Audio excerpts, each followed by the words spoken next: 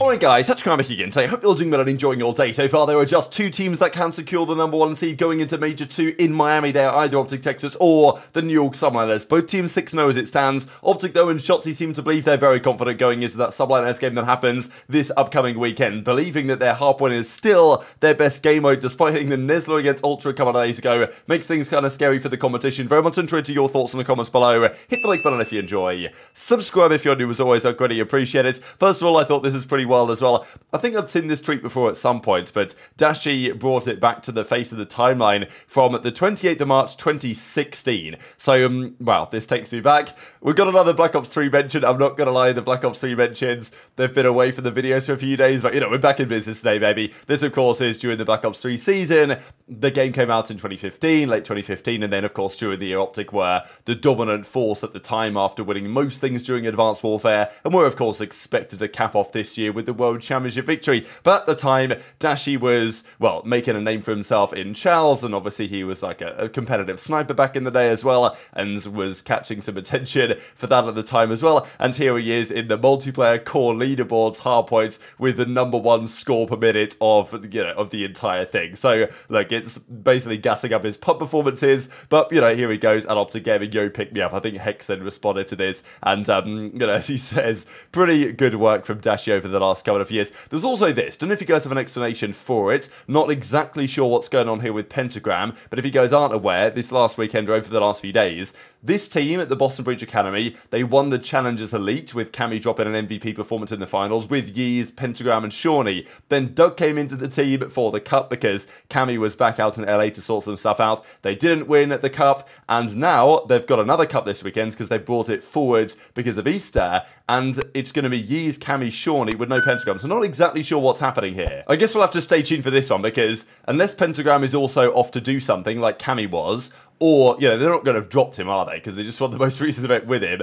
The only other explanation, if neither of those two things are happening, is that he's been picked up to the league somewhere, which seems like doubtful timing, but I guess it's plausible. These teams, some of them are terrible, and there might be a feeling right now that there's certain players that you might just want to sign them now or give them a try now, because otherwise, after the major, there will be teams clamoring for players such as Yeez, Cammy, etc., on teams like this. So maybe there's something to that, I don't really know. There's obviously been talk about Thieves, just because Penta was on Thieves as a sub, but he never got a chance, and, you know, let's say a player like Gwyn, for example, who never got a chance on Surge for some reason, and now we can see what he's capable of, right? So it's situations like that that I think these teams want to avoid, but I don't have a full explanation for this, to be fair. Did also want to go through, because speaking of Thieves, Afro has still been very underwhelming in the respawns. His Search and Destroy has genuinely been really good, but if they, you know, if Afro comes out and they lose to Gorillas or something next week and he has a bad series, it's probably time to go. Now, this is actually a further analysis here from COD League Stat on the, I guess you've got to correlate this to some sort of an X factor, right? We can look at Priester's numbers right here. We looked at it the other day in terms of Illy and Celium and players like that. What the correlation is between their KD in a hardpoint game and the amount that their team won by. For Priester, it's actually very strong. So I think that you can look at this a few different ways. My read on it is that it's kind of like an X factor level rating, right? Where if a player is playing well, which is kind of defined by KD, then they tend to win by more. And if they play worse, then they tend to win by less. So TJ also has a very high kind of upward trajectory. Same here for Illy. Traffic here. This isn't fully up to date, but this is over a large part of the season. His KD and hardpoints here on the, you know, y-axis or whatever, and then the team win rate on the x-axis. Now, look, there haven't been many wins for Thieves, so it's tough to read into to some extent, but there is effectively zero correlation here. Like, if you look at his KD, depending on how much they win or lose by, there seems to be absolutely no relevancy between the two factors, which you would, of course, expect to see. So that is interesting, nonetheless, about his performance, let's say, in hardpoint as of late. I guess, thankfully for Thieves, they are actually starting to win some more hardpoints nowadays, but they will need to continue that progress and turnaround to be confident they can go one step further. The thing is, though, for Thieves, that they've still got the talent, and Afro certainly is included in this, to actually do some damage. And if you look at the league standings right now, it's so clear that we have a top 4 and a bottom 8. Like, that is literally how the league works, and there are some tragic teams down there at the bottom that I think Thieves are significantly better than. So even if they're not great Thieves, and they have no chance against teams like FaZe, as we saw the other day, they can still be the 5th best team in the game, or even maybe mix it up for a Championship Sunday. And of course, continue to pick up points towards trying to qualify for the World Championship, which is the goal of all of those bottom 8 teams, as it were. So lots to discuss here, really, on the Optic guys as well. They took down Toronto, of course, in that ridiculous Game 5 they played on Terminal on the Sunday, but next weekend it gets even more challenging, arguably, up against the New York Subliners. New York have been looking different online lately. Of course, they beat FaZe in a Game 5 just the other week. So will that be maintained? One thing that was noted during the series, of course, was on the Rio, because Scrappy had a monster game on the Rio with the Rival 9 in hand, which is,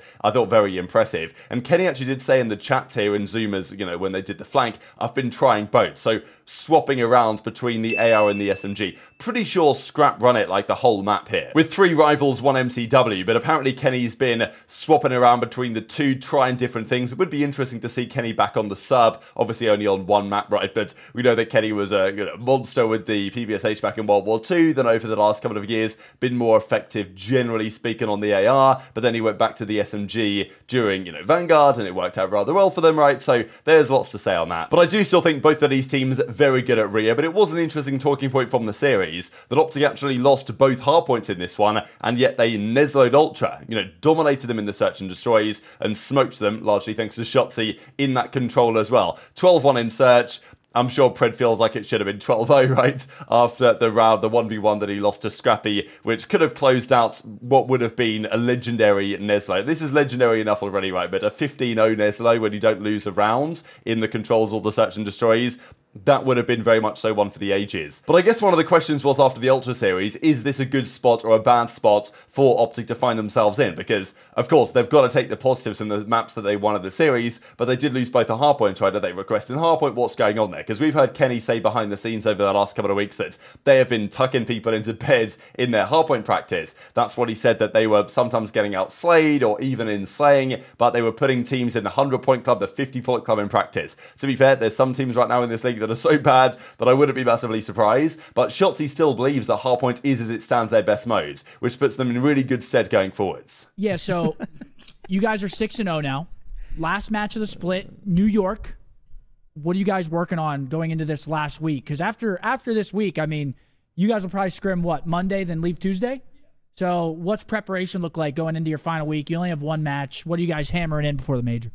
What do you think, honestly? I think just improve our hardpoint and then keep extending S&D, keep expanding. No, honestly, I feel like HP is our best game mode right now for sure. So obviously, just making sure that we don't get complacent in that mode, and then search. Honestly, just keep improving on that.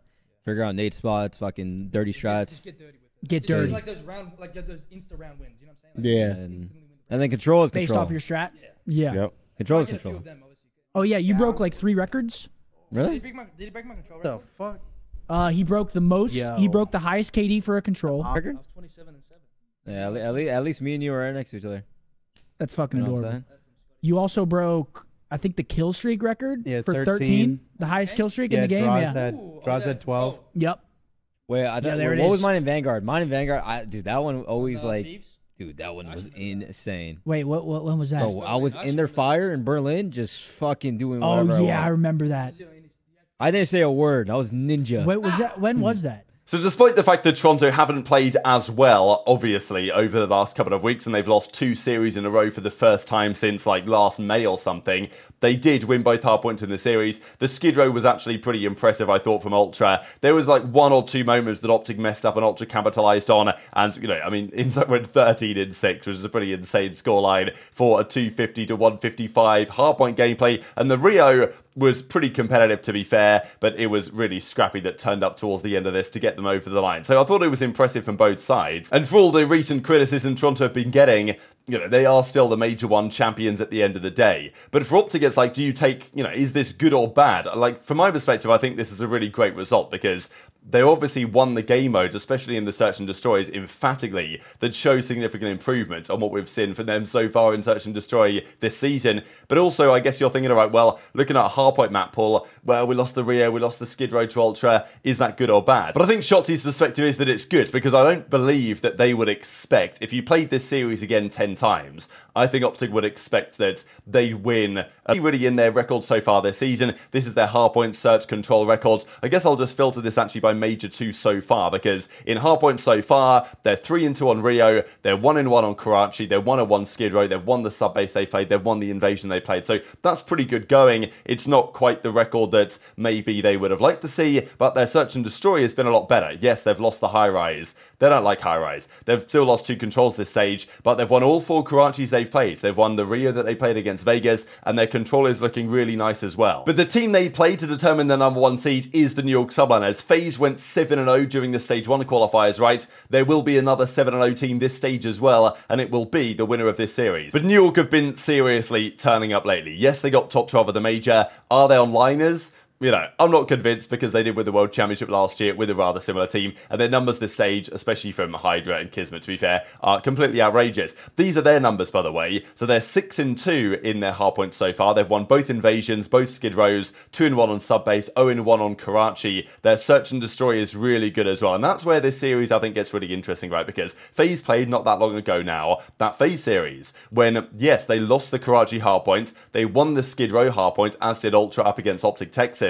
They won the high-rise search. Now, Optic are not going to play Subliners on high-rise search. There's no way they're going to allow that in the series. Interesting to think how the rest of the S&D map pool is going to play out, though, because New York also don't mind Karachi. They might want to square up there. Maybe they bring Rio into play as well, right? But this was quite a telling series, the way that Subliners won this with the 2 search and destroys, and I think it's going to be really fascinating to see what happens with Optic versus New York as it stands, because New York have turned it around big time as of late, but also the way that Optic played this past weekend, especially against Ultra, was really impressive in the search and destroys. And this is what I'm saying, by the way, about the top 4 and the bottom 8. I know that I talked about some of the numbers yesterday for the win percentages, but I mean, it's just, to be honest, it's more evident than even I thought it would be. Subliners, yes, they were top 12 at Major 1, but despite that, they are still number 4 by a mile, right? Which just goes to show how dominant these teams are against the rest. I'm pretty sure this stage, the top 4 are 18-0 against the bottom 8. I'm pretty sure that's how it is. Of course, they've played each other, so they tie those games as the top 4 teams, but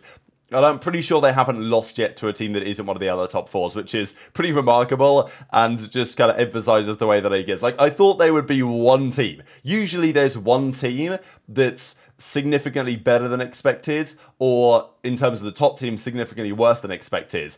Maybe in the early days that was New York. They weren't looking so good, but now I think they really are back there based on their online play. We'll see when they go to LAN, of course, but they could be the number 1 seed for the major, and if they are, they'll play the 8th seed from these qualifiers, which will be theoretically an easier team than the 5th seed. But then again, maybe it doesn't matter, because 5th through 12 are all the same. Some people would say not quite true, but probably more true than it has been in previous years. But it really hasn't been any team, apart from maybe Surge, very early days, they look quite good. Even Miami, early days, look quite good. Rocker at the major looked quite good. You know, there were some teams that maybe showed some glimpses of being better than expected, and certainly some teams like Boston and maybe Thieves, significantly worse, I would say, than expected. But it hasn't really been anyone that stepped up and said, wow, these guys are actually going to be a contender out of nowhere, which we usually have. I think it's just quite clear that the talent discrepancy we talked about in the off-season has absolutely been shown up in reality here. But very much interested your thoughts on all this stuff in the comment section below. Hit the like button if you enjoyed. Subscribe if you're new. Take care, and I'll see you next time.